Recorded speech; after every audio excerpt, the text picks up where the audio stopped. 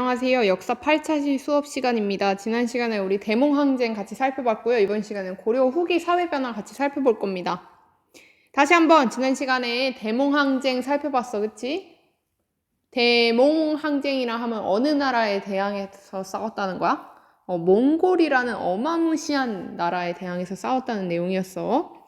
자, 그 몽골이 이제 4개로 분화해서 그 고려에 영향을 주었던 나라는 바로 원나라라는 나라였다. 원나라. 좀 확대해서 쓸래. 미안. 자, 원나라라는 나라였는데 이 원나라가 고려를 간섭했던 그 시절을 우리는 원간섭기였다라고 불렀습니다. 지난 시간에 우리가 대몽항쟁과 원간섭기의 고려 사회의 모습에 대해서 살펴봤죠. 그리고 오늘은 이 원나라의 간섭기에 벗어나서 원나라에 반대하고 자주 스스로 서 있는 개혁을 실시했던 왕이 등장합니다. 그 왕의 이름은 다른 원간섭기의 왕들의 이름과는 근본적으로 성향이 달랐어. 색깔이 달랐어. 원래 원간섭기의 왕들의 이름은 충땡왕, 충선왕, 충목왕, 충열왕 막 이런 왕들이 있었단 말이지. 근데 이 왕은 이제 이름이 바뀝니다. 무슨 왕? 공민왕. 아하, 이름에서부터 충자를 버렸지, 그치 얘들아. 그래서 이 공민왕 때부터 본격적으로 반원자주 개혁을 할 수 있게 됩니다. 그러면 공민왕이 굉장히 특별한 사람이었냐? 뭐 그럴 수도 있어. 굉장히 개혁적인 사람이었을 수도 있어. 그런데 시대적인 배경이 공민왕을 도왔습니다. 어떤 시대적인 배경? 이 강력했던 몽골 제국의 원나라가 힘을 잃어버리게 되는 상황이 된 겁니다. 우리는 오늘 그 힘을 잃어버리는 원나라에 대항해서 고려가 어떻게 자주개혁을 실시했으며 그리고 원의 뒤를 이어서 등장했던 나라가 고려와 어떤 관계를 맺었는지에 대한 고려 후기 사회 모습을 함께 살펴보도록 하겠습니다. 교과서 필요합니다. 교과서 페이지 127쪽. 교과서 페이지 127쪽입니다.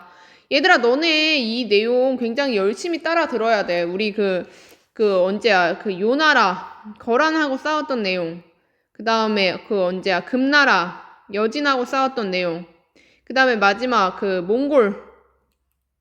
그러니까 원나라, 몽골. 이 세 나라들과의 고려의 대외 관계는 논수령 수행평가로 우리 실시할 거야, 니네 등교하면.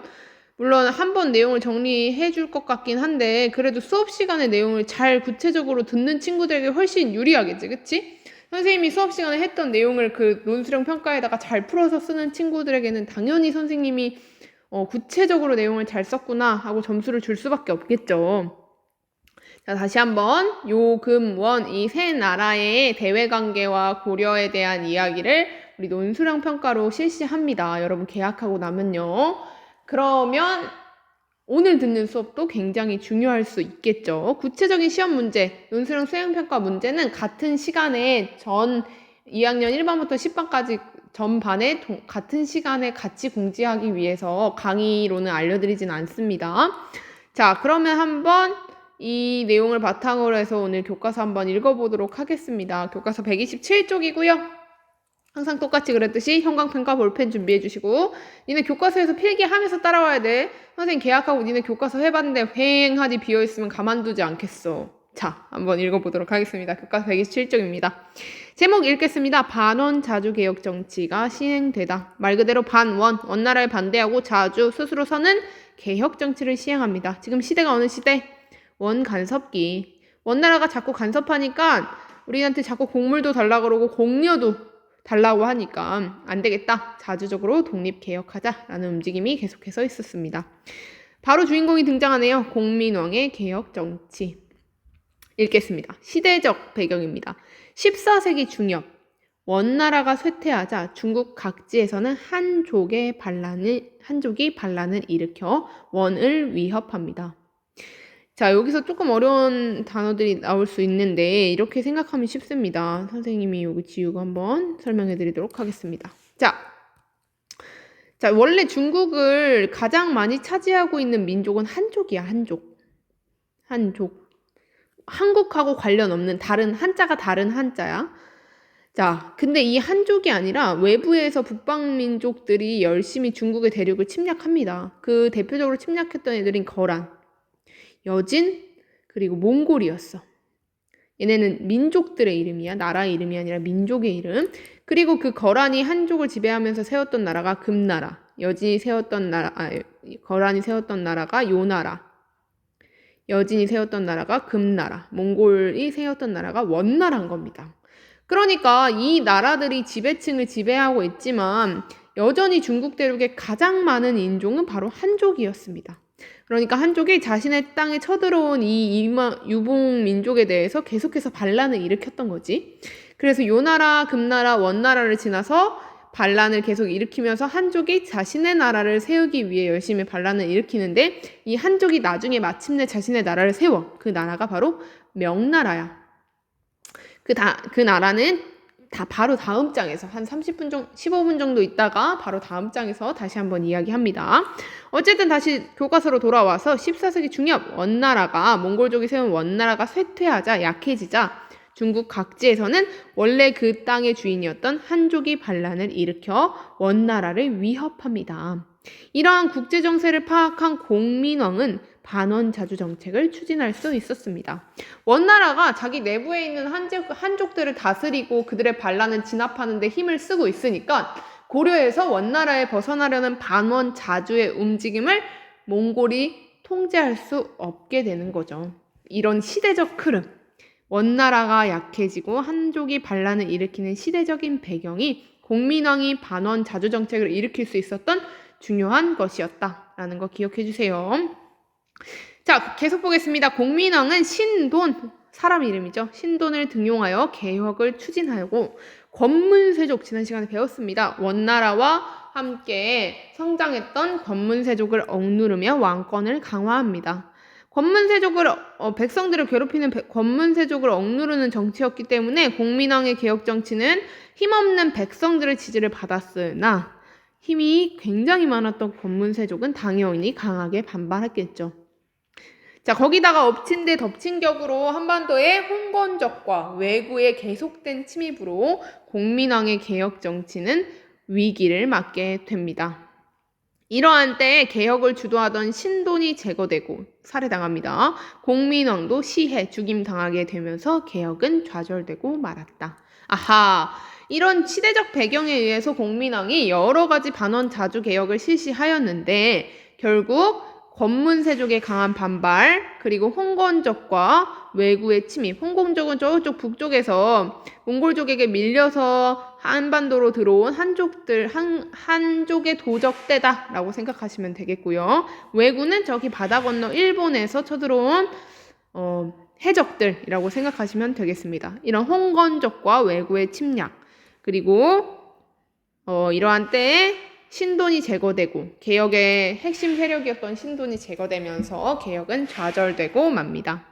자, 그렇다면 공민왕의 구체적인 개혁 정책 EBS로도 한번 배웠지만 다시 한번 살펴보고 가겠습니다. 교과서 120초 아래쪽에 나오는 공민왕의 개혁 정치입니다. 딱 봐도 얘들아 굉장히 중요해 보이지. 공민왕의 개혁 정치 심지어 박스 안에 넣으면서 시험 문제 낼 거야 라는 목소리를 막 내고 있어, 교과서에서. 그런 걸 좀 알아야 돼, 알았지? 직감적으로. 교과서 127쪽입니다. 자, 127쪽에 보면 공민왕의 개혁 정치가 5가지로 나와 있고요. 오른쪽에 지도도 나와 있습니다. 굉장히 중요한 것이라는 걸 알 수 있죠. 기업, 세력의 척결. 내용 읽어보겠습니다. 원과 관계를 맺고 권력을 장악하여 횡포를 부리던 기씨, 일파 등의 세력을 숙청하였다. 아하, 기씨, 일파 기억나죠? 기철 이런 애들, 기황후. 자, 원과 권력 관계를 맺고 있었던 애들을 숙청하였다. 기억에 들어간 말은 권문세족도 좋고 아니면 보다 정확하게 친원 세력. 종 그냥 무시해. 친원 세력을 척결하였다.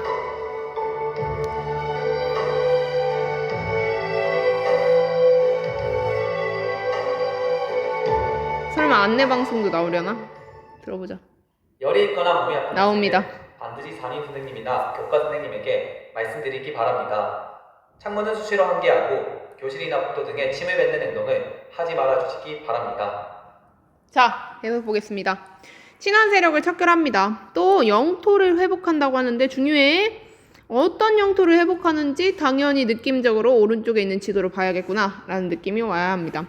니은을 공격하여 천령 이북의 영토를 차지하였다. 니은이 어딘지 찾아봐야 되는데 천령과 관련된 단어를 지도에서 한번 볼까? 아, 마침 색깔이 다르게 표시되어 있네. 그치? 이 갈색 지역에 보면 화주의 쌍성총관부 천령위라고 되어 있네요.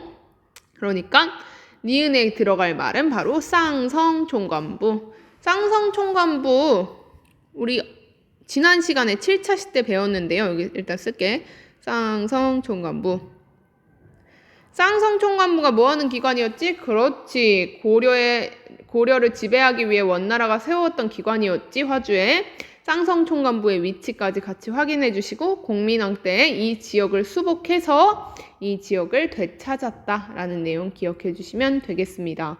자, 쌍성총관부를 배웠으면 자연스럽게 같이 떠올라야 되는 기관이 두 가지 더 있지. 지난 시간에 제대로 배웠다면 동령부는 어디에 있는 간섭기관이었지? 그렇지. 서경. 지도에서 볼까? 서경 위치 확인. 그 다음에 하나 더 있었는데 그렇지. 조금 이따가 나오겠지만 정동행성. 정동행성은 저기 개경에 설치되어 있는 거였어. 그 동령부는 원 간섭기에 자연스럽게 사라졌는데 그 쌍성총관부는 여전히 남아있었던 것을 공민왕 때 수복 다시 되찾은 거고 그 다음에 이제 정동행성도 폐지될 겁니다. 바로 아래 나옵니다. 정동행성 폐지. 고려의 내정, 정치 안쪽을 간섭하던 정동행성이 폐지, 없어지게 되었다라는 내용입니다. 자, 그리고 계속 보겠습니다. 몽골 풍금지, 몽골을 따라하는 것 생활 풍습 금지합니다. 아, 이제 정말 원나라로부터 완전히 벗어나기 위한 공민왕의 개혁 정치였다. 그리고 선생님이 마지막에 하려고 아껴뒀던 마지막 박스 너무너무 중요해서 형광펜 그리고 별표도 치겠습니다. 전민 변정 도감 설치. 전민 변정 도감이 어떤 기구였는지 이 기구를 설치한 공민왕의 목적을 한번 살펴보겠습니다. 불법적인 농장을 없애고 토지를 원래 주인에게 돌려주었으며 억울하게 노비가 된 자를 양민으로 일반 백성으로 해방시켰다라고 이야기합니다. 이 전민 변정도감이 바로 공민왕 개혁 정치의 정말 핵심이 되는 개혁 기구라고 할 수 있어요. 전민. 전 무슨 전이야? 밭전이야, 밭전. 밭과 민, 백성을 변정. 어떻게 하는 거야? 변화시키는 거야. 어떻게? 바르게 변화시키는 거야. 전민 변정 도감. 알았죠? 백성과 땅을 변정, 바르게 변화시키는 도감을 설치했다. 그것이 우리 공민왕의 정말 중요했던 개혁정치 내용입니다. 선생님, 왜 백성과 땅을 바르게 변화시켜요? 누가 이것을 바르지 않게 변질시켰는데요? 그렇지. 공민왕이 계속해서 쌓았던 세력은 누구야? 바로 권문세족이었죠. 이 권문세족이 고려 때 권력을 잡고 친원파, 원나라에 기생하여서 고려의 백성들을 굉장히 괴롭혔죠. 땅을 불법적으로 소유하고 또 농민들을 뭘로 만들었어? 노비로 만들었죠. 노비로 만들면 권문세족에겐 한 명의 노비가 자신의 재산이 돼버리는 거야. 그럼 일반 백성이었던 나라에 세금을 내던 백성이 노비가 되면 나라의 힘은 점점 약해지고 권문세족 한 개인의 부만 늘어나게 되는 거죠. 이해됐죠? 자, 그럼 아래 나오는 문제 자연스럽게 해결됩니다. 기역은 친원세력, 니은은 쌍성총관부입니다. 밑줄친 부분과 같은 개혁을 추진한 목적. 밑줄친 부분 뭐야? 전민 변정도감. 자, 니네가 왕이야. 그럼 전민 변정도감 왜 설치했겠니? 당연히 뭘 강화해? 그렇지, 왕권을 강화하지. 일반 백성과 땅을 다 되찾아. 그럼 거기서 세금도 거둘 수 있고 백성들한테도 세금도 거둘 수 있고 왕권을 강화하고 누구의 힘은 약화시켜? 권문세족의 경제적 기반, 권문세족의 힘을 약화시키는 목적이었겠지. 당연한 거야, 그치? 상식적인 거야. 이렇게 기억해 주시면 좋겠습니다. 공민왕의 개혁정치 내용입니다. 자, 교과서 계속 아직 안 끝났죠? 중간 부분 같이 읽어보도록 하겠습니다.